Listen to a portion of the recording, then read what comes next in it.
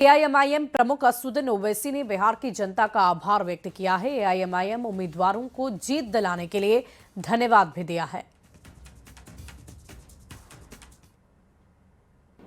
जनाब अख्तरुल ईमान साहब को कामयाब किया, अमूर से हमारे गुलाम सरवर साहब को बैसी से कामयाब किया, सरवर आलम को कुचा दामन से कामयाब किया, तौसीफ आलम को बहादुरगंज से कामयाब किया और मुर्शिद आलम को जोकीहाट से।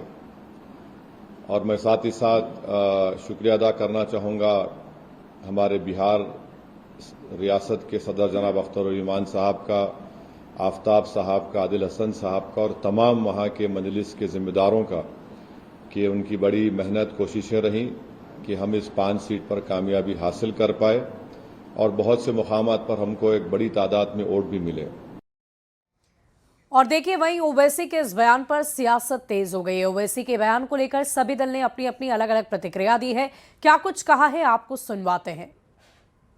ओवैसी जी को बहुत बहुत शुभकामनाएं। उनके अथक प्रयासों से बिहार में भाजपा को प्रचंड जीत मिली है। ओवैसी जी पूरे देश में प्रयास करते रहते हैं कि कैसे भाजपा जीते, कैसे भाजपा का कद बड़ा हो, तो वो अपने प्रयास में सफल हुए, इसके लिए उनको बधाई। लेकिन इतिहास कभी ओवैसी जैसे लोगों को माफ नहीं करेगा कि बिहार में आप 5 सीट जरूर जीत गए, लेकिन अपनी क़यादत और अपनी सियासत के नाम पर आपने कहीं ना कहीं मुल्क के अंदर गंगा जमनी सियासत को कमजोर किया है, मुल्क के अंदर सेकुलर ताकतों को कमजोर किया है, मुल्क के अंदर नफरत फैलाने वाली शक्तियों को मजबूती प्रदान की है। आरजेडी और कांग्रेस जैसे दल महिलाओं को और मुसलमानों को सिर्फ वोट बैंक की राजनीति के लिए यूज करते थे, जैसे कि टिश्यू पेपर यूज करके लोग यूज करते हैं, फेंक देते हैं, उस तरह से ये लोग करते थे। लेकिन यादव महिलाओं ने भी और मुस्लिम महिलाओं ने भी एनडीए को अपना अपार समर्थन देकर यह साबित कर दिया कि उनकी तुष्टीकरण की राजनीति बिहार में नहीं चलने वाली, यूज एंड थ्रो की राजनीति करेंगे, नहीं चलने वाली। उन्हें भी आत्मसम्मान चाहिए, आत्मगौरव चाहिए। और इधर गयाजी विधानसभा क्षेत्र से बीजेपी के प्रत्याशी डॉक्टर प्रेम कुमार की जीत हुई है। उन्होंने लगभग 20,000 वोटों से जीत दर्ज कर ली है। वहीं कांग्रेस के प्रत्याशी मोहन श्रीवास्तव को भारी मतों से हराया है। डॉक्टर प्रेम कुमार ने जीत के लिए शहर की जनता को भी धन्यवाद दिया।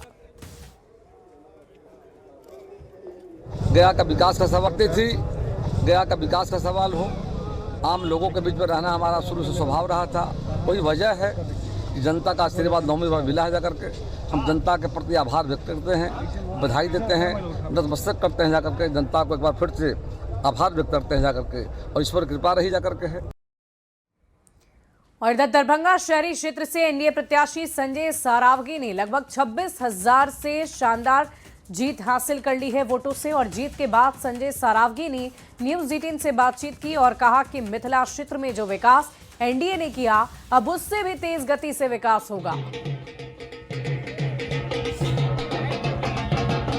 लगातार एनडीए प्रत्याशी की जीत का सिलसिला जारी है। 10 विधानसभा में से 10 विधानसभा में बढ़त बनाए हुए हैं। हमारे साथ माननीय मंत्री भी हैं और यहाँ के स्थानीय विधायक भी रह चुके हैं और फिर से विधायक बन गए हैं। उनके लिए बधाई है। चलिए, बहुत बहुत आभार।